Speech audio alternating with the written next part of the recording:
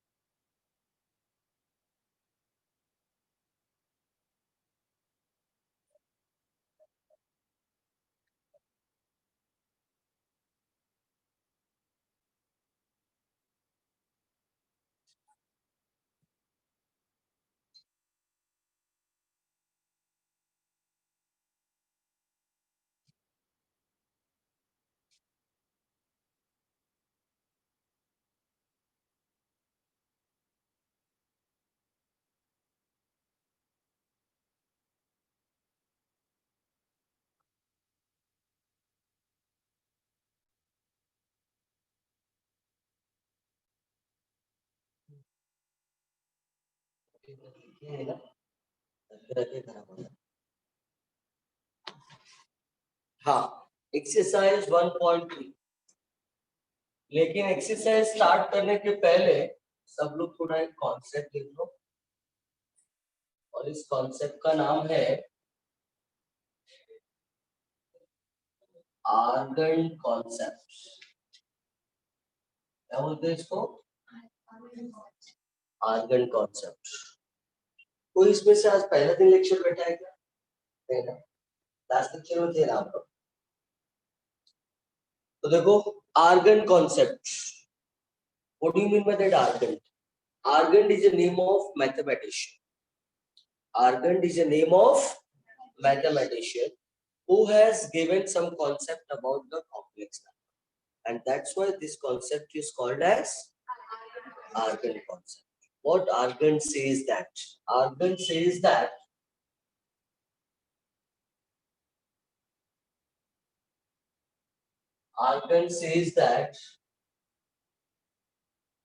this is the real axis. क्या बोलते हैं इसको?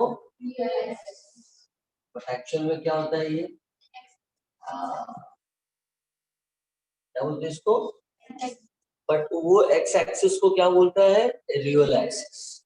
और इसको क्या बोलते हैं? बराबर।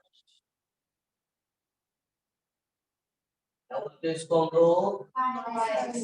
Y axis. और इस वाई एक्सिस को उसने क्या बोला? Imaginary axis. This is the 0, this is 1, this is 2, 3, this same here, -1, -2, -3, -4, right? यहाँ पे क्या आएगा? I, 2y, 3y, 4, right? यहाँ पे क्या आएगा? I minus minus minus, right? According to Argand, this is called imaginary axis and this is called real axis. ये real और ये इमेजिनरी मिलके क्या बनता है? क्या बनता है? Complex number, right? It means that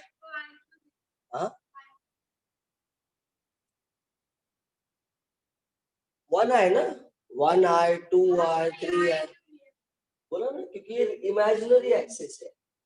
why axis को क्या बोलते हैं? Imaginary axis. जितने भी आई वाले टर्म है वो कहाँ पे आता है? वाई एक्सिस पे। That's why it is called as imaginary axis. और जितने भी विदाउट आई वाले टर्म है वो सब कहाँ पे आते हैं? एक्स एक्सिस पे आते हैं। That's why एक्स एक्सिस को क्या बोलते हैं? Real axis. समझा आपको? ऐसा किसने बताया? आर्गन ने। ठीक है, okay. तो जैसे कि अगर मुझे रिप्रेजेंट करना रहा, सपोज अगर यहाँ पे मैं एग्जांपल लेता हूँ,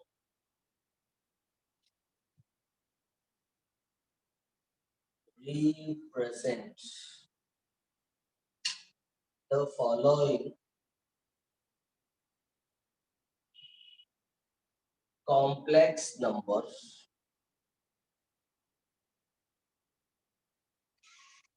on coordinate axis,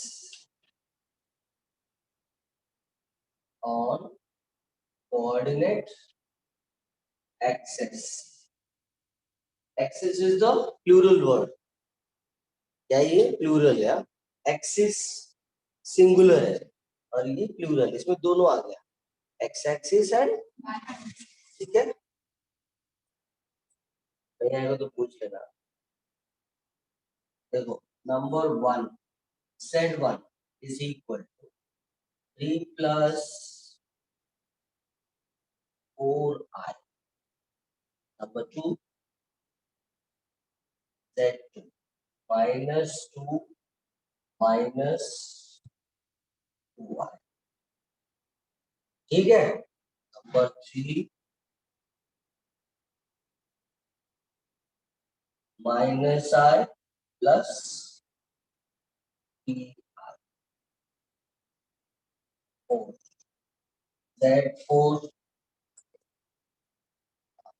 z4 क्या आ जाएगा,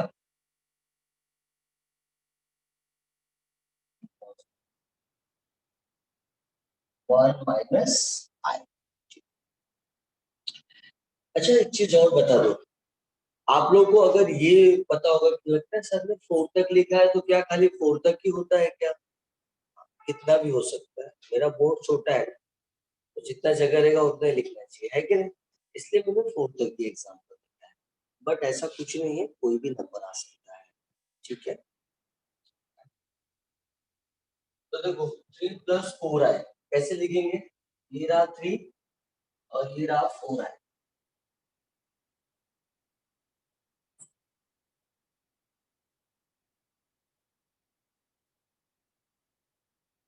राइट। ये पॉइंट क्या आ गया मेरा, 3 प्लस, आप इसको ना ऐसे भी लिख सकते,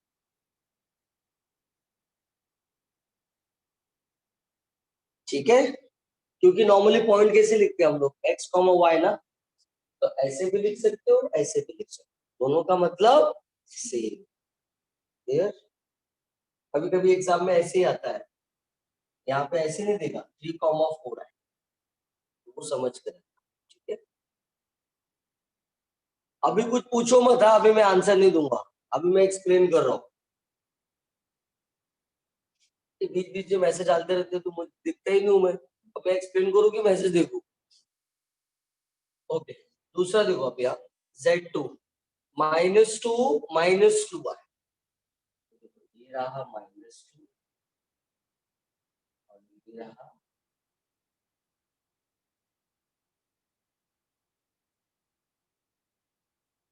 -2 -2, है ना, और Z2 इक्वल टू -2 करेक्ट। कितना है, -1 प्लस 3 है, -1 plus 3,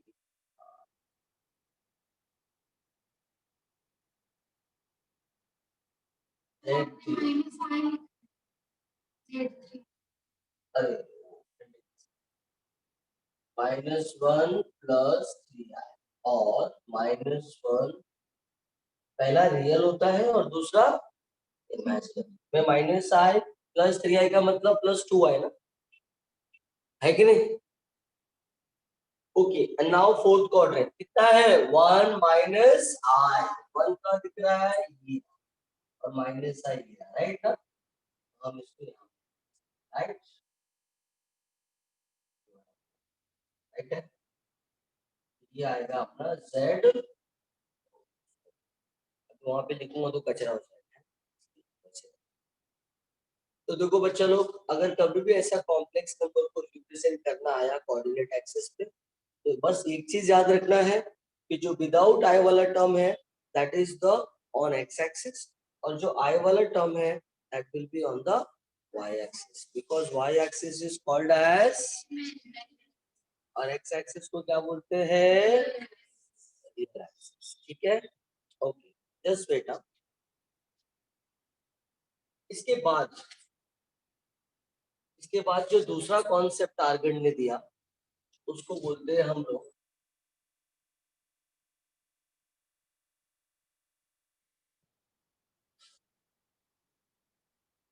how to find modulus and argument. Modulus and argument.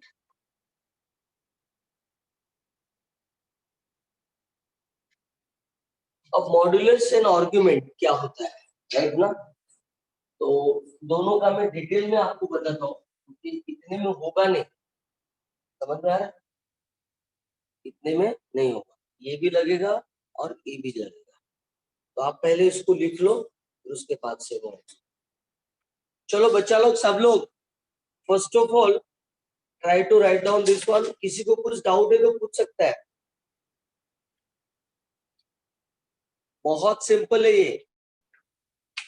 All of you please right down this part. Okay, लिख लो.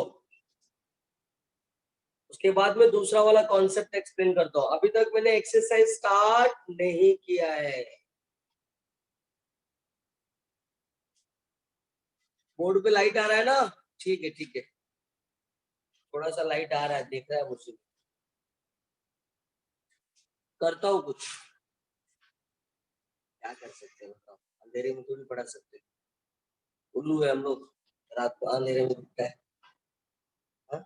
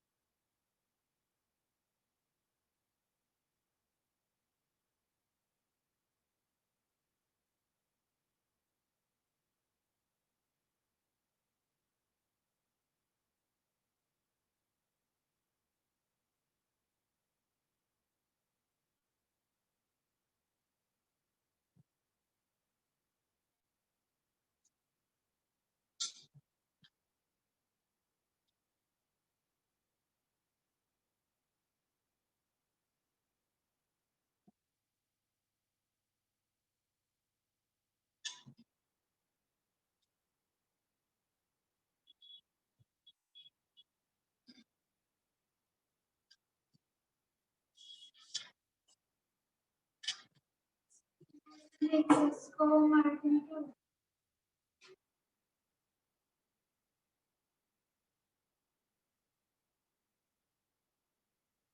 में क्या बोलते हैं उसको? हाँ, तो मराठी में भी ऐसे ही बोलते हैं कि ये मराठी वर्ड ही ऐसा लगता है ना अवास्तविक। आप लोग वास्तविक संख्या ही बोलते थे ना रियल को, बराबर।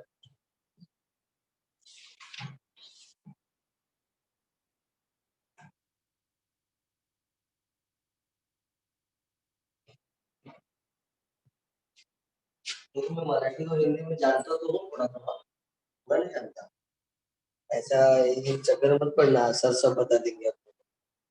बहुत कुछ सीखा हूँ मैं तुम लोगों से, स्टूडेंट से ही सीखा हूँ। जो मीडियम का स्टूडेंट मिलता है उससे सीखा हूँ। Because my language was English till 10th standard. How would I know? Yes. अगर आई के साथ कोई नंबर नहीं है तो फिर हम लोग जीरो को नहीं, वन कंसीडर नहीं, अगर रियल नंबर मेरे पास कुछ नहीं है, हाँ कुछ नहीं, अगर वन भी नहीं है तो जीरो समझ तो लेगा। जीरो प्लस आई होगा। करेक्ट। और आई के साथ मतलब सिर्फ आई दिया है और मतलब कोई नंबर मुझे आगे दिया है। मतलब आप बोल रहे हो कि अगर सपोज खाली आई है तो मैं इसको लिखूंगा 0 प्लस आई। अगर 2i है तो 0 प्लस 2i ऐसा। और अगर खाली सपोज नंबर दिया है 2 तो मैं इसको लिखूंगा 2 प्लस 0i। ठीक है। अगर मुझे 2 प्लस आई दिया है तो फिर मुझे 0 की वैल्यू नहीं, अगर 2 प्लस आई है ना तो इसका मतलब क्या हो गया, आई के आगे कुछ भी नंबर नहीं है मतलब 1 होता है। गेटिंग? सर सिर्फ दिया तो फिर वो एक्स एक्सिस पे आएगा ना। हाँ, सेट 2 दिया तो एक्स एक्स, ये कॉम्प्लेक्स नंबर की बात करते हैं। खाली 2 दिया है तो एक्स पे आएगा, खाली 2y दिया है तो y एक्सिस पे आएगा, खाली -2y दिया है तो y एक्सिस पे आएगा, -2 दिया है तो x एक्सिस पे आएगा। है कि नहीं? सबका हो गया?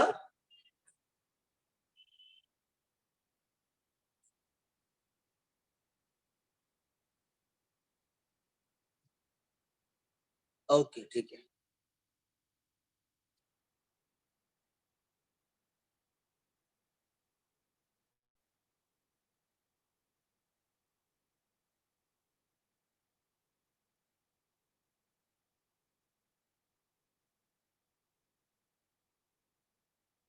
चलो सब लोग अभी यहाँ पे देखो, how to find modulus and argument. सबसे पहले हम बात करते हैं मॉड्यूलस का।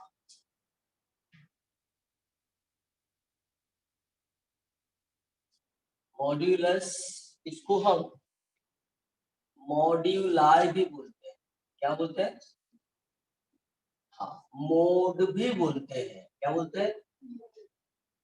या फिर इसको हम ऐसा भी बोलते हैं। ठीक है, ये चारों का मतलब सेम होता है। मैं क्यों चारों का नाम बताया ऐसा, क्योंकि कभी एग्जाम में कभी कभी कोई टीचर है ना, ये सब ना लिख के ऐसा लिखता है, फाइंड दिस। स्टूडेंट टेंशन, अरे ये कैसे, ऐसा तो सर ने पढ़ाया था, है ना।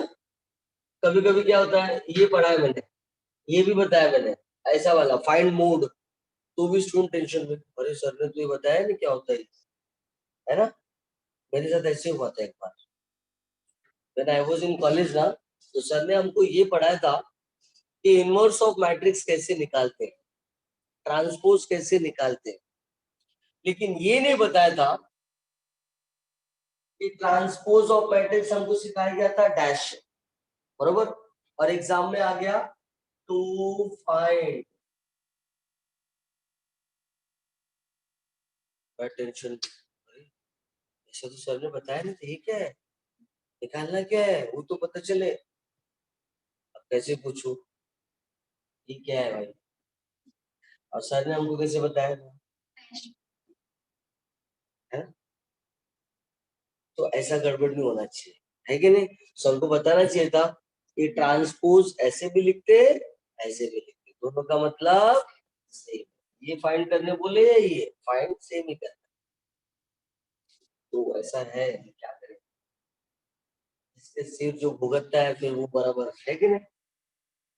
तो देखो ये चारों का मतलब सेम है ना। तो बोलते हैं ना साइन तेरे अनेकों नाम, है कि नहीं।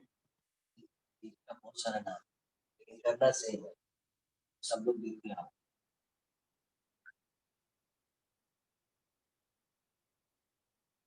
This is x-axis. This is y-axis.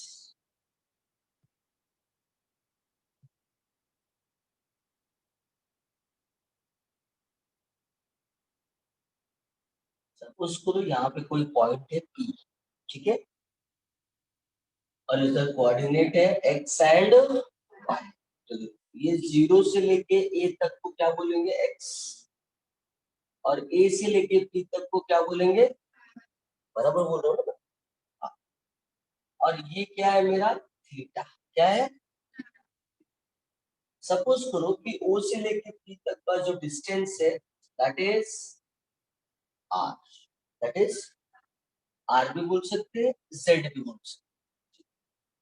अब देखो यार in triangle OAP, in triangle angle OAP equal to 90 degree. Sine theta क्या होता है, अपोजिट अपॉन हाइपोटेन्यूज, राइट ना। अपोजिट कितना है बेटा, थीटा के अपोजिट कितना है y, बराबर ना। और हाइपोटेन्यूज कितना है r। और cos थीटा क्या होता है बाबू, एडजेसेंट अपॉन हाइपोटेन्यूज। एडजेसेंट कितना है x, हाइपोटेन्यूज कितना है r। अब as sin theta equal to y upon r and cos theta is equal to x upon r, बराबर है। तो y is equal to कितना हो जाएगा r sin theta, बराबर है। और x is equal to कितना हो जाएगा r cos theta, बराबर है। डन।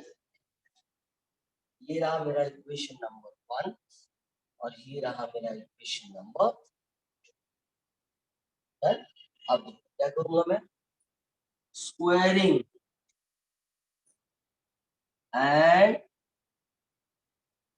अरे ये तो दिख नहीं रहा है, सॉरी,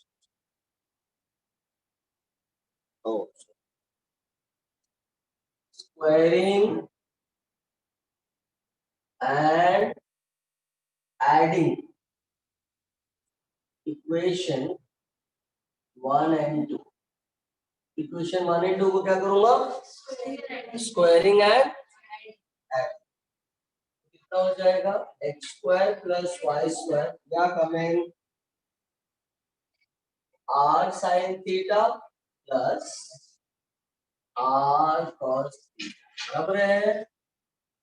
देखो R square sine square theta, R square cos square theta, दोनों में से क्या कॉमन दिखता है, आप बताओ। Sine square theta plus cos square theta कितना होता है, कुछ ये आ गया आर स्क्वायर थीटा। तो x square plus Y square become taking square root on both sides, taking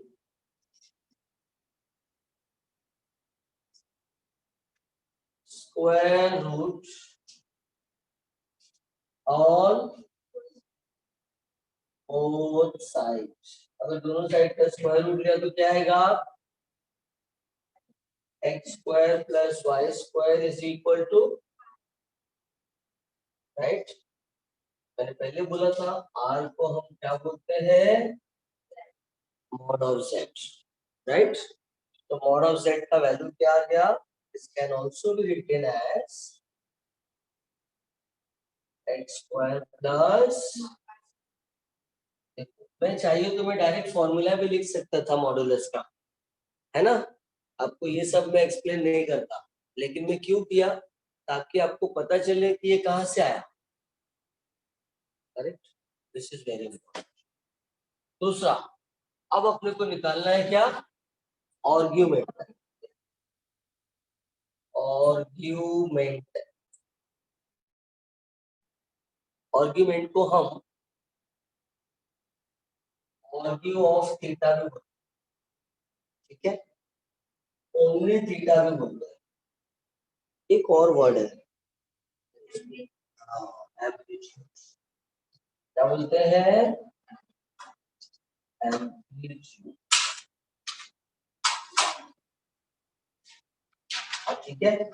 और इसको कभी कभी ऐसा भी निकालने को मिलता है, एम्पलीट्यूड ऑफ जेड, राइट है। ये सबका मतलब सेम होता है ना, कोई कंफ्यूजन नहीं होना चाहिए, ठीक है ना, नहीं होगा ना। अब इसको कैसे निकालेंगे हम लोग, तो देखो, डिवाइड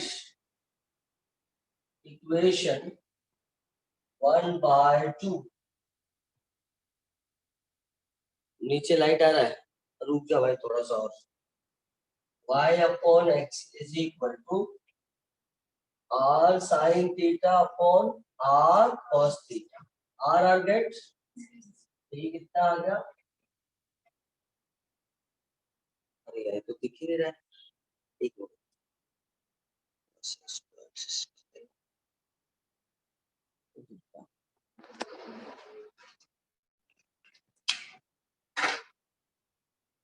पेज है किसी का, थोड़ा फालतू पेज है पीछे का, फालतू पेज है, हाँ दो पेज है, तो ये पेज निकालो ना, हाँ पूरा पूरा निकाल दो पूरा, हाँ बस बस बस,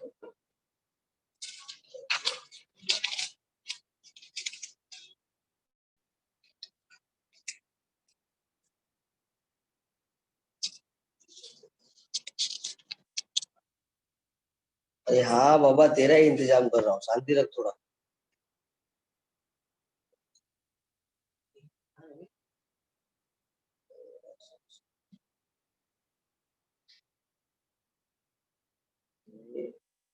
अब ठीक,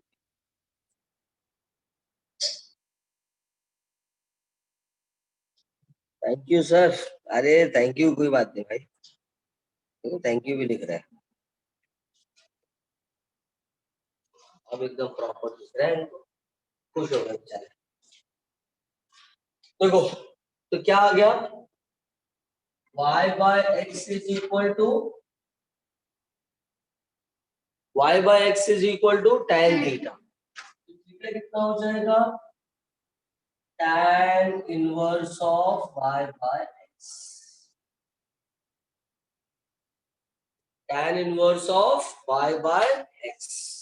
मेरा बोलने का मतलब ये है कि अपने को इसमें क्या दिया होगा, कॉम्प्लेक्स नंबर दिया होगा, आपको पता है ना, ये एक्स वाई का मतलब क्या है, एक्स कॉमा वाई आई, बराबर ना, तो ये एक कॉम्प्लेक्स नंबर है, उस कॉम्प्लेक्स नंबर को सबसे पहले हम लोग क्या करेंगे, एक्स प्लस वाई आई के साथ में कंपेयर करेंगे, कंपेयर करने के बाद जैसे ही मुझे एक्स और वाई मिल जाएगा, क्या मिल जाएगा, एक्स और वाई, तो मैं क्या करूंगा, इस फॉर्मूले में एक्स और वाई की वैल्यू पुट कर दूंगा, तो मुझे मॉडुलस मिल जाएगा, और इसमें एक्स और वाई की वैल्यू तो मुझे थीटा, समझा बच्चा लोग, पक्का, श्योर, ये पूरा कॉन्सेप्ट है इसका, खाली अपने को जरूरत क्या है कैलकुलेशन में, ये दोनों का, ये सब मैंने, देखो अगर मैं डायरेक्टली फॉर्मूला लिख देता, हाउ टू कैलकुलेट मॉड्यूलस, ये रहा, फिर मैं बोलता हाउ टू कैलकुलेट आर्ग्यूमेंट, ये रहा, सबके मन में यही आता है कि ये वाई और एक्स आया कहाँ से, ये कैसे आया फॉर्मूला, बना कैसे फॉर्मूला, समझ में आया बच्चा, इसलिए मैंने, क्योंकि इससे रिलेटेड और भी थोड़े बहुत कॉन्सेप्ट है, तो जब बेसिक पता रहता है ना, तो आगे का रास्ता एकदम साफ होता जाता है कि नहीं, इसको लिख लो फिर हम लोग आगे बढ़ते हैं, चलो बच्चा लोग लिखना स्टार्ट, हाँ आप बोला ना, आर और मॉड ऑफ जेड दोनों का मतलब सेम, क्योंकि देखो आर क्या है बेटा, ओ से लेके पी तक का डिस्टेंस, और मॉड ऑफ जेड भी क्या है, वो भी मैग्नीट्यूड ही है कॉम्प्लेक्स नंबर का, ओ से लेके पी तक, कार्टेशियन कोऑर्डिनेट्स, हाँ हाँ हाँ हाँ, कार्टेशियन कोऑर्डिनेट्स,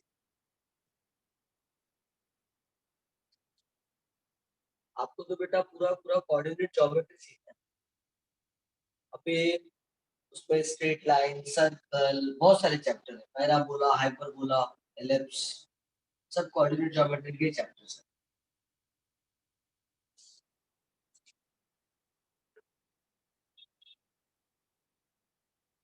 ओके, देखो भाई अमित ने बोला है कि सर एक बार और एक्सप्लेन करो, ठीक है। सब लोग लिखते लिखते सुनते भी रहो। देखो मैंने अज्यूम किया कि एक मेरा पी है पॉइंट, उसका कोऑर्डिनेट क्या है एक्स वाई, तो ये मेरा डिस्टेंस हो गया ओ ए, और ए पी का आ गया y. Theta is the inclination, OP का इंक्लिनेशन एक्स एक्सिस के साथ में कितना है थीटा, और ओपी का डिस्टेंस मैंने ले लिया आर, है ना। और ये 90 डिग्री, कैसे मालूम पड़ा कि 90 डिग्री है, क्योंकि जब तक 90 डिग्री होगा नहीं तब तक इसमें ट्रिग्नोमेट्री एग्जिस्ट नहीं करता, राइट है ना। और डिस्टेंस y कोऑर्डिनेट क्या होता है, हमेशा perpendicular to the x axis होता है, इसका मतलब ये 90 है, तो डायरेक्टली मैंने एंगल OAB कितना लिया 90। अब ये राइट एंगल ट्रायंगल आ गया, अब इसमें ट्रिग्नोमेट्री एग्जिस्ट होगा। साइन थीटा क्या होता है, अपोजिट अपॉन हाइपोटेनस, तो y upon r। cos theta क्या होता है, एडजेसेंट अपॉन हाइपोटेनस, तो x अपॉन r। तो sin theta equal to y upon r, तो y की वैल्यू आ गया r sin theta, cos theta आ गया x upon r, cross multiply किया, x की वैल्यू आ गया r cos थीटा। अब मुझे अगर मॉड्यूलस निकालना है, उसके लिए मैंने क्या किया, दोनों को स्क्वायरिंग एंड एडिंग। स्क्वायरिंग किया तो देखो राइट हैंड साइड में दोनों में से आर स्क्वायर कॉमन ले लिया, तो sign square theta plus cos square theta 1 हो गया। उसके बाद स्क्वायर रूट लिया तो आर का वैल्यू आया। आर क्या है, r is the magnitude from O to P, and that magnitude is also called as mod of z, that is called as modulus. As far as argument और amplitude is concern, उसको निकालने के लिए क्या करना पड़ेगा मुझे, divide throughout by, divide by 1, equation 1 by 2, equation 1 को मैंने 2 से डिवाइड किया तो y बाय x आया, मतलब r sin theta upon r cos theta, r r get cancel, तो y by x equal to tan theta. ध्यान से सुनो, y by x equal to tan theta. tan use होता है ट्रिग्नोमेट्री के लिए, किसके लिए होता है, देखो tan थीटा और tan inverse, tan inverse r या कुछ भी, ये दोनों में क्या फर्क है, tan थीटा और tan इनवर्स में क्या फर्क है। tan थीटा में जब हम थीटा की वैल्यू पुट करते हैं तो अपने को ट्रिग्नोमेट्रिक tan का वैल्यू मिलता है ना। जैसे tan के अंदर अगर मैं 30 डिग्री रखूं तो tan 30 का वैल्यू आता है 1/√3, करेक्ट ना। तो tan theta use to get the value at the particular angle. tan theta हम इसलिए यूज करते हैं ट्रिग्नोमेट्री, ताकि एक पर्टिकुलर एंगल पे अपने को उसका वैल्यू मिले, राइट है।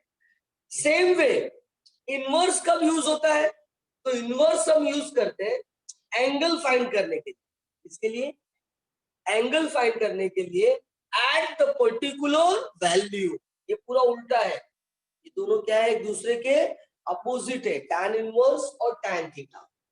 tan थीटा यूज होता है वैल्यू निकालने के लिए और tan इनवर्स यूज होता है एंगल निकालने के लिए।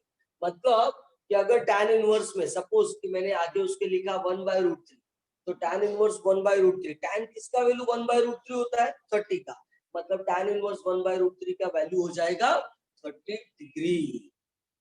समझा बच्चा। तो tan थीटा और tan इनवर्स दोनों एक दूसरे के अपोजिट है। tan थीटा यूज होता है वैल्यू के लिए, हम उसमें एंगल पुट करते हैं वैल्यू मिलता है, और इनवर्स में वैल्यू पुट करते हैं एंगल मिलता है। समझा, समझा बच्चा। तो इसलिए मैंने क्या किया, ये tan को इधर लेके आया, क्योंकि मुझे क्या चाहिए था, थीटा चाहिए। एम्पलीट्यूड का मतलब होता है थीटा।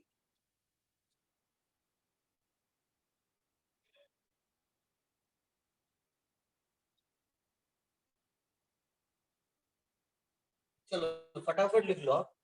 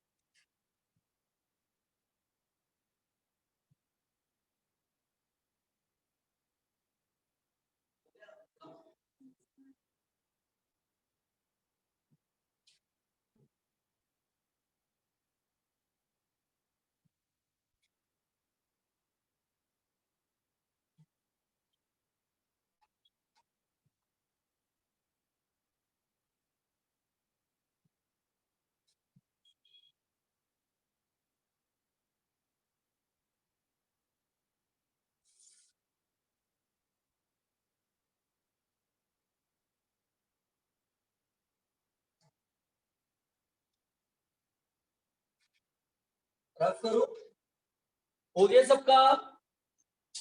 Please reply.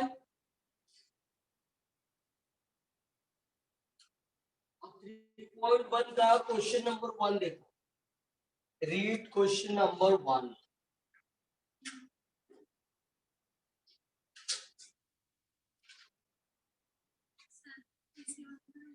एसी बंद कर लो, मतलब आप मेरी जान लेना चाहते हो, है ना?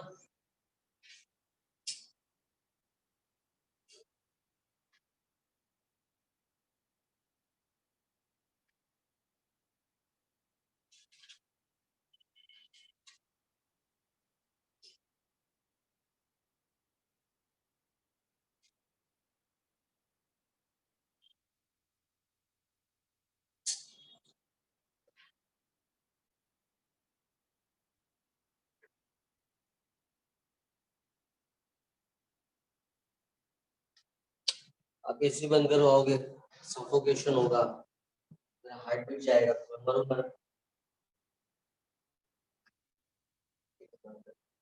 शेख भाई को बोलो, शेख भाई, भाई एसी का रिमोट लेके आओ। शेख भाई हम सबके भाई, आप भी बोल सकते हो। हाँ बंद करो, बच्चों को ठंडी लग रही है।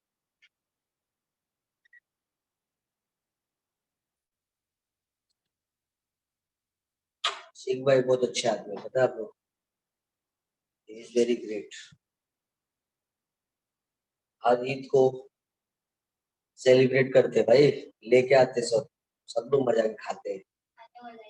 हाँ भाई, ये देखो सब लोग, आईएमपी फॉर्मूला आ गया, मॉड्यूलस और दूसरा है एम्पलीट्यूड, राइट बाबू? देखो दोनों निकालना आपको। मैं ना पहले इसमें से 4 प्रॉब्लम, कितने प्रॉब्लम?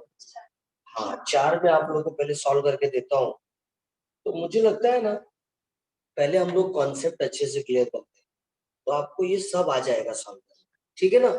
तो पहले मैं इसमें का सम नहीं लेता हूँ, इसमें का सम नहीं लेता हूँ। ये दोनों पॉजिटिव, दोनों पॉजिटिव ले सकते हैं, इसमें से भी ले सकते हैं, ठीक है? इसमें का ही चारों मार्क करते हैं, चलो, ताकि 4 सॉल्व भी हो जाएगा। क्वेश्चन नंबर 7 पहले मार्क करो, 8 वाला क्वेश्चन नंबर 8। उसके बाद question number,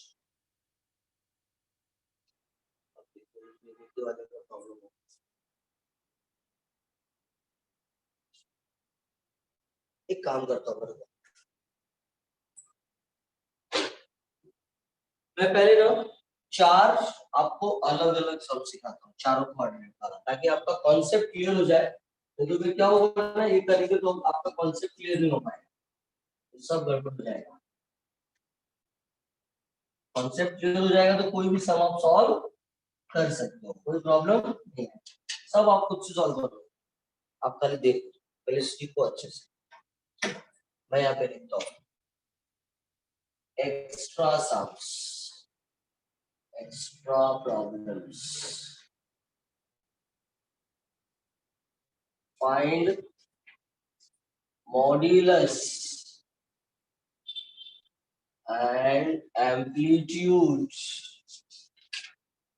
find modulus and of the following, of the following complex numbers, ठीक है? फर्स्ट सम देता हूं मैं, 1 प्लस आई, 1 प्लस, सेकेंड सम लेता हूं मैं -1 प्लस आई, थर्ड सम लेता हूं मैं 1 माइनस आई, और फोर्थ सम में लूंगा -1 माइनस आई, ठीक है? और एक एक्स्ट्रा सम 3 माइनस 5 है, ठीक है? सब लोग अभी ध्यान दें अच्छे से। पूरा कॉन्सेप्ट आपका क्लियर हो जाएगा। आप कोई भी सम इसके बाद आप खुद से सॉल्व कर पाओगे। ठीक है, देखो जैसे मान लो first sum z is equal to कितना है 1 प्लस, तो लिखेंगे which is in the form of, किस फॉर्म में है ये, x प्लस वाई आई, किस फॉर्म में है ये, वेर x का वैल्यू कितना आ गया 1, y का वैल्यू कितना आ गया, ठीक है। देखो ना कंपेयर किया तो x इज इक्वल टू कितना आ गया, y i equal to i, i get cancel, तो y की वैल्यू कितना आ गया। अब सबसे पहले मुझे क्या निकालना है, मॉड्यूलस, क्या निकालना है बाबू, मॉड्यूलस का क्या फॉर्मूला है, root of x square plus root of 1 square plus कितना आ गया बाबू, रूट 2। किसी को कोई प्रॉब्लम है इसमें आपका, दूसरा क्या निकालना है मुझे, एम्पलीट्यूड, क्या निकालना है, क्या फॉर्मूला है, tan इनवर्स थीटा आ गया, tan इनवर्स तो थीटा आ गया, कितना है वो 1/1 कितना होता है 1, tan किसका वैल्यू 1 होता है बेटा, 45 का, थीटा कितना हो गया, 45 को 5/4 भी राइट, क्योंकि पाई की वैल्यू 180 होती है, 180 को 4 से डिवाइड करेंगे तो करेक्ट है। किसी को डाउट है, आप बताओ टफ है क्या, नहीं है ना, होना है। आप देखो दूसरा सेकंड वाला सम, सेकंड वाले सम में z क्या दिया है -1 है ना। अब इसमें भी which is in the form of z is equal to a plus x plus where x is equal to y is equal to, सबसे पहला क्या निकालना है, मॉड्यूलस, क्या है मॉड्यूलस का फॉर्मूला,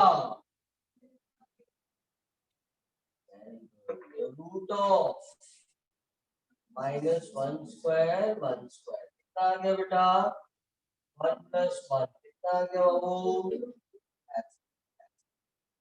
राइट। दूसरा क्या फाइंड करना है, एम्पलीट्यूड, ये एम्पलीट्यूड क्या होता है बाबू, हाँ थीटा, थीटा का क्या फॉर्मूला, बराबर ना, ये कितना आ गया tan इनवर्स, y की वैल्यू कितना 1 और x की वैल्यू, तो 1/-1 कितना आएगा -1। अब बताओ tan इनवर्स में -1 किसका वैल्यू होता है -45 डिग्री, इसका -, ये कैलकुलेशन वाइज, जैसे साइन और tan में नेगेटिव एंगल एग्जिस्ट होता है, नेगेटिव एंगल एग्जिस्ट होता है, लेकिन कॉस में नेगेटिव एंगल एग्जिस्ट नहीं होता, कॉस ऑफ -1 का वैल्यू और कॉस 1 का वैल्यू क्या होता है, सेम होता है। लेकिन अब आएगा असली मजा, ध्यान दे दो थोड़ा अच्छे से, हम लोग ने कैलकुलेशन वाइज एकदम परफेक्ट किया है, लेकिन क्या ये मेरा कॉन्सेप्ट वाइज भी राइट है क्या, चेक करते हैं।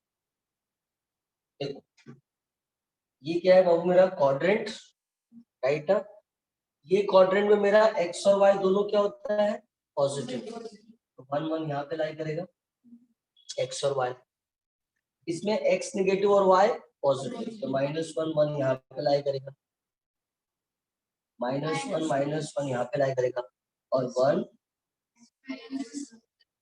-1 कहाँ पे आएगा वो 4 में, बराबर ना। देखो इसमें क्या था, x और y दोनों पॉजिटिव था, कहाँ पे लाई किया, फर्स्ट क्वाड्रेंट में एंगल कहाँ से कहाँ होता है, 0 से 0 से 90 डिग्री तक होता है, बराबर ना?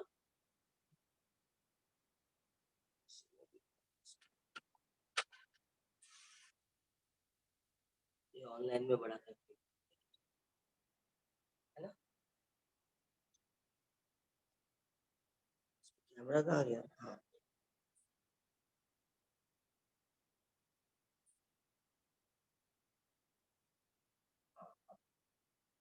हाँ, तो मैंने क्या बोला कि हाँ फर्स्ट क्वाड्रेंट 0 to 90 होता है, आंसर कितना आया 45, करेक्ट है कि नहीं? अब देखो जो सेकंड क्वाड्रेंट में रहेगा एंगल कहां से कहां तक आता है 92, है ना? तो -1 देखो सेकंड में x कितना है और ये कितना है, कहां पे लाई करेगा सेकंड में। सेकंड में मेरा एंगल किसके किसके बीच में आना चाहिए, आया कितना, मतलब रॉन्ग है। समझा मैंने क्या बोला?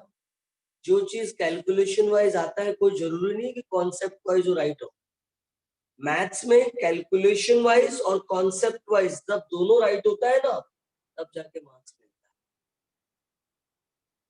समझ में आया? बच्चे लोग ऐसे बाहर आते और सब अपना अपना अपना आंसर मैच करते हैं। ये तेरा कितना आया, अरे मेरा ही, अरे मेरा भी इतना ही आया, अरे राइट है कि नहीं? और पता चला सर भी जो है ना अच्छा मूड से चेक कर रहा है पेपर, तो वो भूल जाता है, कभी कभी खाली कैलकुलेशन ही देखता है, हाँ राइट राइट। तो एक को गलती से राइट मिल गया और एक सर दूसरे सर के पास पेपर गया है, वो एकदम स्ट्रिक्ट है चेकिंग में, है गलत कर दिया। तो दोनों बच्चे लोग बोलते अरे मेरे को इतना कम कैसे आया, मेरे को तो इतना आया, अरे लेकिन अपना दोनों का आंसर मैच हुआ था ना, फिर अपने को रॉन्ग कैसे मिला, है कि नहीं? मार्क्स कैसे कम हो गए? ऐसा होता है ना, ऐसे ही होता है। तो देखो अब ये रॉन्ग है तो अब राइट कैसे करें हम लोग, ध्यान से सुन लो। जब भी क्वाड्रेंट, जब भी सेकेंड क्वाड्रेंट में या थर्ड क्वाड्रेंट में, कभी सेकेंड क्वाड्रेंट में और थर्ड क्वाड्रेंट में जब भी अपना कॉम्प्लेक्स नंबर रहेगा तो यहाँ पे जितना भी आंसर आएगा उसमें 180 प्लस करने का, क्या प्लस करने का, 180 लिखने का। बट देखो तो दिखेगा क्या, but complex number lies in second quadrant. Therefore, theta equal to 180 plus minus 45. It is 135 degree. नहीं दिख रहा है ना लास्ट का, याद रखना लास्ट में बच्चा मैंने क्या लिखा है 180 प्लस ब्रैकेट में -45, तो 180 -45 बिकम 135। तो लास्ट में आंसर क्या लिखा है 135। नहीं लिख रहा हो, नहीं दिख रहा होगा तो एक बार मुझसे पूछ लेना, ठीक है बच्चा लोग? ओके समझा बच्चा? अब ये राइट है देखो 135, क्योंकि अपना आंसर किसके किसके बीच में आ रहा था 90 to 180, 135 समझा? लिख लो, write down fast.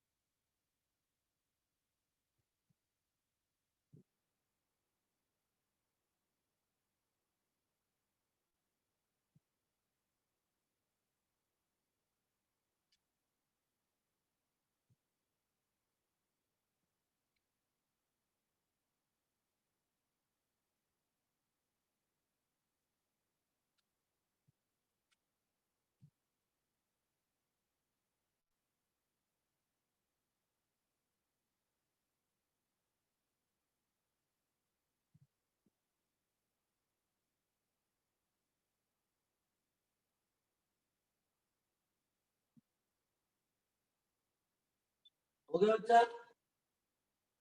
Retain all of you.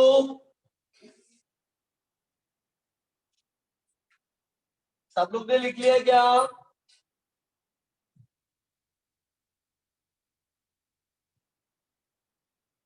ठीक है। एक स्टूडेंट ने बोला है सर -45 वाला वापस से एक्सप्लेन कर दो। ध्यान से सुनो बेटा, -45 डिग्री कहाँ पे लाई करता है? एक्चुअल में देखा जाए तो फोर्थ क्वाड्रेंट में, राइट? लेकिन क्योंकि सारे निगेटिव एंगल कहाँ पे आते हैं? फोर्थ क्वाड्रेंट में। लेकिन मेरा जो एक्स और वाई है, जो गिवन कॉम्प्लेक्स नंबर है, वो कहाँ पे लाई करता है? सेकंड क्वाड्रेंट में। कैसे चलेगा? नहीं चलेगा, क्योंकि सेकंड क्वाड्रेंट में मेरा एंगल किसके किसके बीच में होना चाहिए? 90 to 180। इसलिए कभी भी जो भी एंगल है, जो भी कॉम्प्लेक्स नंबर है, अगर आपका कॉम्प्लेक्स नंबर सेकंड क्वाड्रेंट या थर्ड क्वाड्रेंट में आता है, याद रखना ऑन कैलकुलेशन कितना भी एंगल है उसमें आपको 180 प्लस करना है। कितना प्लस करना है बाबू? 180।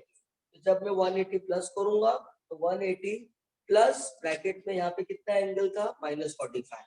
तो 180 -45 कितना हो जाएगा? 135। दैट इज द करेक्ट है बेटा। तो आप देखो थर्ड वाला सर, थर्ड वाला क्या लिखा है मैंने? 1 माइनस आर।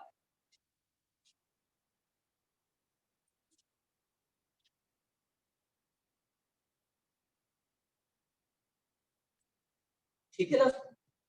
1 माइनस, ये कितना आ गया बाबू? -45, राइट? करेक्ट ना? और ये कहाँ पे लाई करता है? 1 एंड -1 कहाँ पे लाई करता है? Fourth quadrant. एंगल भी कितना आया? -45। कहाँ पे आया? Fourth quadrant. चलेगा ये, इसमें कोई गलती नहीं। अगर आपने यहाँ तक छोड़ दिया तो भी राइट है। लेकिन लेकिन अगर क्वेश्चन में लिखा रहा कि एंगल कहाँ पे चाहिए, खाली पॉजिटिव में ही चाहिए, निगेटिव में, क्योंकि आपको पता है ना 0 to 90 होता है फर्स्ट क्वाड्रेंट में, 90 to 180 होता है सेकंड क्वाड्रेंट में, एंड 180 to 270 होता है थर्ड क्वाड्रेंट में, और 270 to 360 होता है। तो अगर आपको ये रॉन्ग नहीं है, याद रखना, -45 is also correct for the fourth quadrant, right है। बट अगर पॉजिटिव एंगल की हम बात करें तो आपको को क्या करना पड़ता है? 360 से प्लस करना पड़ता है। जब कोई भी आपका एंगल, जब कोई भी कॉम्प्लेक्स नंबर सेकेंड और थर्ड क्वाड्रेंट में आता है तो 180 प्लस करना होता है, और अगर फोर्थ क्वाड्रेंट में होगा तो 360 प्लस करना। तो यहाँ पे क्या लिखेंगे हम लोग? थीटा इक्वल टू 360 प्लस -45 कितना हो जाएगा बेटा? 350 आ जाएगा 350। तो इसके दो आंसर होंगे, -45 भी राइट है, 315 भी राइट। क्लियर? पक्का? किसी को कुछ डाउट? हाँ, फोर्थ क्वार्टर में देखो ना, ये देखो, ये क्या बेटा? Fourth, first, second, third. देखो यहाँ पे क्या होता है? 0 के ऊपर क्या होता है बेटा? पॉजिटिव। और 0 के नीचे क्या होता है बाबू? होता है ना? इसलिए सारे पॉजिटिव एंगल फर्स्ट क्वाड्रेंट के ऊपर लाई करते हैं और सारे नेगेटिव एंगल सेकंड क्वाड्रेंट। इसलिए देखो हम लोग कैसे लिखते हैं, इधर 0, इधर +90, इधर 180। क्यों? क्योंकि ये सब एंटी क्लॉकवाइज है। एंटी क्लॉकवाइज एंगल क्या होता है? पॉजिटिव, क्योंकि 0 के ऊपर पॉजिटिव और 0 के नीचे क्या होता है? नेगेटिव। इसलिए क्लॉकवाइज एंगल क्या होते हैं? नेगेटिव। ये 0, ये -90, ये -180 होता है कि नहीं होता है? बोलो। इधर -270, इधर -360, ऐसे नेगेटिव होता है और ऐसे पॉजिटिव होता है। क्योंकि क्लॉकवाइज नेगेटिव और एंटी क्लॉकवाइज क्यों हुआ ऐसा? क्लॉकवाइज नेगेटिव ही क्यों होता है? क्योंकि 0 के नीचे नेगेटिव होता है, इसलिए क्लॉकवाइज नेगेटिव, और 0 के ऊपर पॉजिटिव होता है, इसलिए एंटी क्लॉकवाइज पॉजिटिव।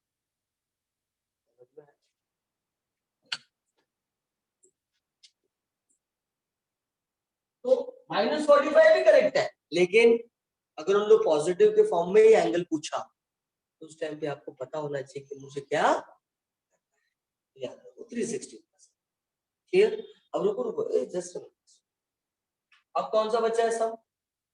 फोर्थ वाला। देखो बेटा फोर्थ वाले में क्या होगा, फोर्थ वाले में क्या होगा, दोनों नेगेटिव है, ये भी नेगेटिव आ गया, ये भी नेगेटिव आ गया, राइट? ये कितना आ गया, ये तो उतना ही, लेकिन ये देखो ये भी नेगेटिव, ये भी नेगेटिव, तो माइनस माइनस, यहाँ पे tan इनवर्स 1, और tan इनवर्स 1 की वैल्यू कितनी होती है बेटा? अब देखो अगर देखा जाए तो कैलकुलेशन वाइज रॉन्ग है क्या? tan इनवर्स 1 का वैल्यू क्या होता है? 45 डिग्री, क्योंकि tan 45 की वैल्यू 1 होती है। लेकिन क्वाड्रेंट से पता चलता है कि आंसर रॉन्ग है, क्योंकि ये कहां पे लाई करता है? दोनों नेगेटिव थर्ड क्वाड्रेंट में, और थर्ड में कौन पॉजिटिव है? थर्ड में कौन पॉजिटिव है? tan पॉजिटिव होता है। और थर्ड क्वाड्रेंट में एंगल किसके किसके बीच में लाई करता है? 180 टू 270। इससे पता चलता है कि मेरा आंसर रॉन्ग है, करेक्ट है। मैं लिखूंगा but complex number lies in the third quadrant, and that's why कितना होगा 180 प्लस 45 कितना आएगा बाबू? 225 डिग्री। तो याद रखना, अभी राइट है देखो, 180 से बड़ा है, 270 से छोटा है, करेक्ट है कि नहीं? तो याद रखो हमेशा, क्या याद रखना आपको, कि जब भी मेरा कॉम्प्लेक्स नंबर फर्स्ट क्वाड्रेंट में आया तो जितना आंसर आया वो मेरा आंसर, 0 टू 90 के बीच में मिलने वाला है, वो राइट है। लेकिन जब मेरा कॉम्प्लेक्स नंबर सेकेंड क्वाड्रेंट या थर्ड क्वाड्रेंट में आया तो 180 प्लस करना है। कितना प्लस करना है बेटा? 180, और फिर जो आएगा आंसर, करेक्ट है। लेकिन अगर मेरा कॉम्प्लेक्स नंबर फोर्थ क्वाड्रेंट में आया तो जो नेगेटिव एंगल आएगा वो भी राइट है, वो भी राइट है, लेकिन पॉजिटिव भी साथ में लिखना है आप लोगों को। और वो कब मिलेगा बेटा? जब मैं कितना ऐड करूंगा? 360। तो याद रखो, सेकेंड और थर्ड के लिए 180 ऐड करना है, और फोर्थ के लिए 360 ऐड करना है। याद रहेगा कि नहीं याद रहेगा? लिख लो।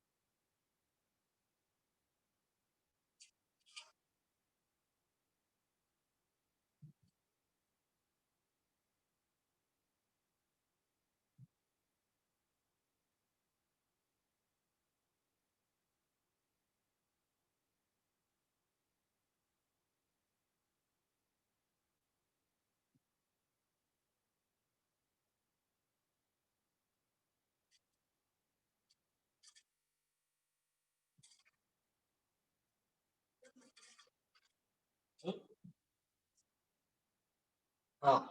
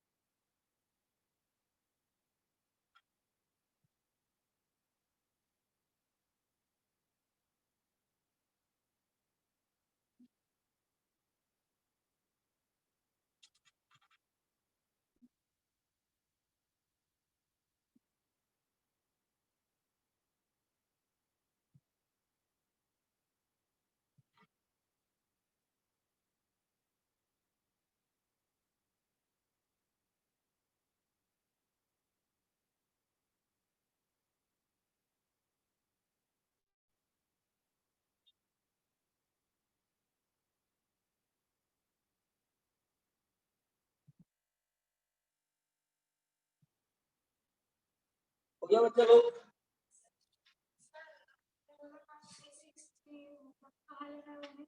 फोर्थ क्वाड्रेंट में जब भी आपका कॉम्प्लेक्स नंबर फोर्थ क्वाड्रेंट में आया तो 360 प्लस करना है, और सेकेंड और थर्ड में रहेगा तो 180 प्लस करना, प्लस ही करना है, माइनस कभी नहीं करना। क्लियर? अब देखो एक मैं आपको बताता हूं, कौन सा सम? फिफ्थ वाला। z is equal to 3 minus 5। देखो बेटा x कितना है यहाँ पे और y कितना है, तो यहाँ पे आएगा 3 का स्क्वायर और यहाँ पे आएगा -5। 3 का स्क्वायर कितना होता है 9, 5 का स्क्वायर 25, 25 प्लस 9 कितना होता है बाबू? 30। करेक्ट। tan इनवर्स y की वैल्यू कितना है बाबू? -5 और x की वैल्यू कितना है 3। अब देखो 5/3, 3/5, 7/2, 7/11, ऐसा कोई tan का वैल्यू होता है क्या? नहीं होता ना, तो उसको इतना ही छोड़ देना, आपका सम यहाँ पे होता है। समझा? अरे समझा? और ऐसा ही सेम आपके टेक्स्ट बुक में कितना सम दिया हुआ है इसमें, देखो जैसा फिफ्थ वाला है ना बाबू, वैसा है क्वेश्चन नंबर फर्स्ट का फर्स्ट, मार्क करो, फर्स्ट का फर्स्ट, फर्स्ट का सेकंड, मतलब फर्स्ट सेकंड, फर्स्ट में यार पहला क्वेश्चन की बात कर रहा हूं, first second third, first second third, ये 3 सम है ऐसा कि जिसमें आपको क्या करना है, बस ऐसे ही छोड़ देना है। सबसे सिंपल है ना ये, तो जिसका भी एंगल नहीं आएगा उसको ऐसे ही करना है। अब tan की कितनी वैल्यूज होती है बाबू? तो tan 0 की वैल्यू क्या होती है? 0, सबको पता है राइट ना। tan 30 कितना होता है बाबू? 1/√3, 1/√3 का वैल्यू होता है। फिर tan 45 1 का वैल्यू होता है, फिर √3 60 का वैल्यू होता है कि नहीं? तो tan√3 का 60 होता है tan इनवर्स। उसके बाद से 90 इंफिनिटी का होता है, राइट है ना, जब डिनोमिनेटर में 0। तो बस इतना ही अगर वैल्यूज है तो आएगा। मैं आपको एक सम इसमें का भी कराता हूँ, आप पहले इतना कर लो कंप्लीट। चलो बेटा जल्दी जल्दी ढूंढ लो। -1 का आंसर कितना होगा? अरे 405 कैसे होगा गधा? ये देख tan इनवर्स 1 का वैल्यू आया 45, क्योंकि -1 था, तो y भी -1 था, x भी -1 था, तो -1 गेट कैंसिल, तो tan इनवर्स 1 का वैल्यू आ गया 45 डिग्री। लेकिन थर्ड क्वाड्रेंट में है, थर्ड क्वाड्रेंट में कितना प्लस करना है? 180, तो 180 जब मैं प्लस किया तो 180 प्लस 45 कितना आ गया? 225 डिग्री। कितना आया? 225 डिग्री।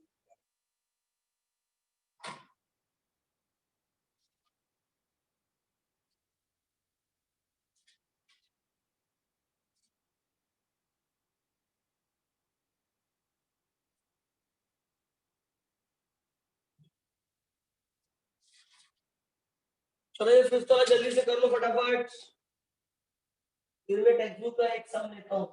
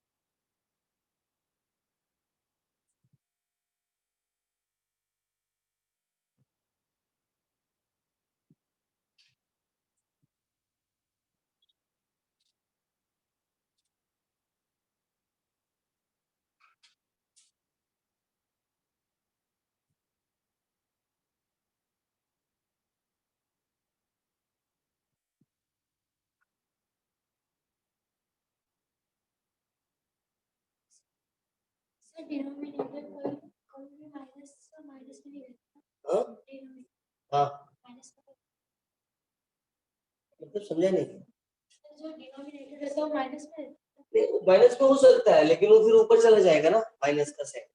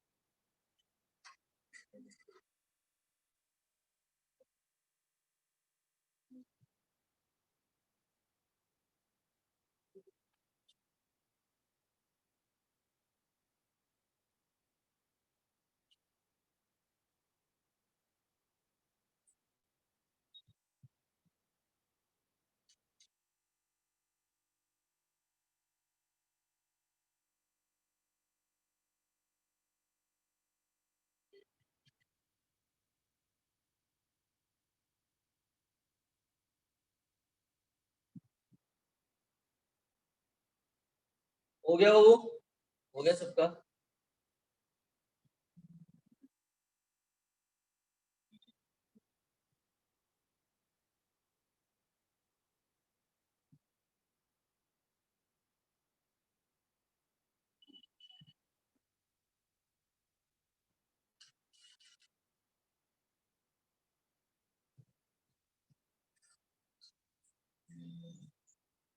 एक सम देख लो ताकि आपको और क्लियर हो जाएगा, क्लियरिटी आ जाएगी। सी द क्वेश्चन नंबर, अच्छा 1 2 3 के अलावा 4 5 6 7 8 9 में से कौन सा करो?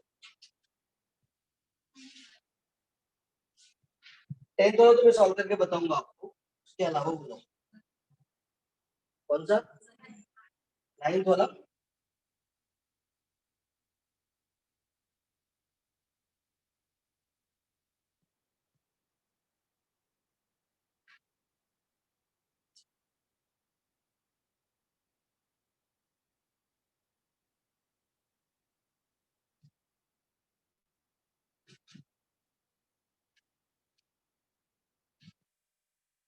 देखो 9 वाले में क्या लिखा है,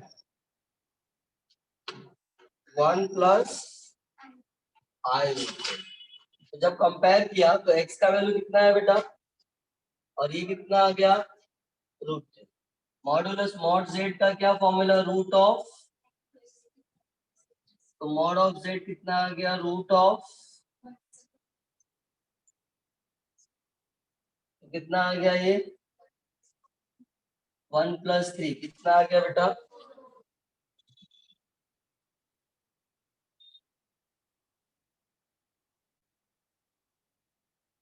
mod of z is equal to root 4 का वैल्यू आ गया 2, करेक्ट।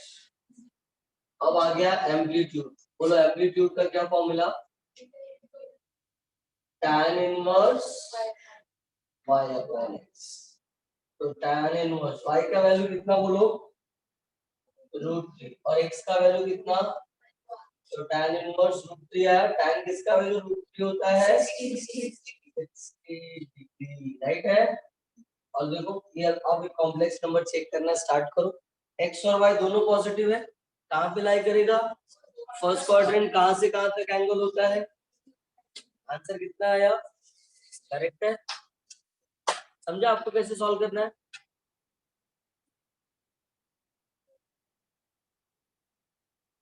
क्या हो गया बच्चा, व्हाट हैपेंड,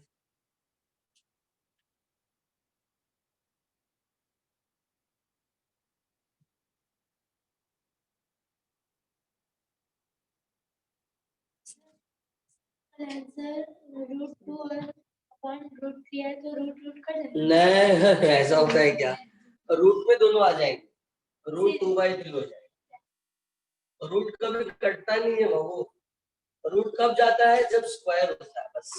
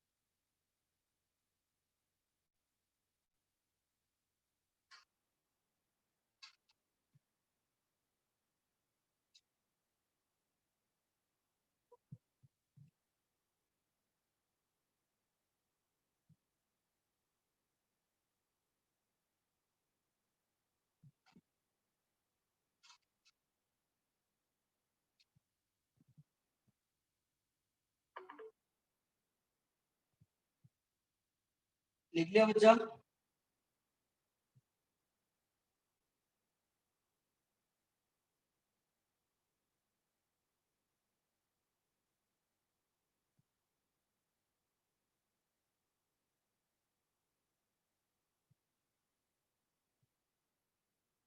सब लोग ने लिख लिया क्या? डन? ठीक है, तो अभी का लेक्चर यहाँ पे खत्म होता है। नेक्स्ट लेक्चर में हम लोग आगे का देखेंगे, ठीक है? आज शाम को आपका वापस है ना सेकेंड लेक्चर? शाम को फिर मिलेंगे। अब वो शाम को भी है लेक्चर, लेकिन वो मुझे नहीं पता था, लेकिन शाम को लेक्चर है इतना मुझे पता है बस। अब जो आएगा उसको पढ़ाऊंगा। हाँ हाँ, इसी को कंटिन्यू आगे करेंगे, सेम सेम थोड़ी रिपीट करूंगा मैं। जैसा अभी देखो, अभी कैसा है बाबू, अभी आपके बाद मेरा 12th का लेक्चर है, राइट है? अभी 10 से 12 में किसको पढ़ाने वाला हूँ? 12th का। तो वापस से शाम को 4:30 से 6 किसका लेक्चर है? 12th का। और 6:30 से आपका लेक्चर, मतलब मॉर्निंग में भी 11 12, इवनिंग में भी 11।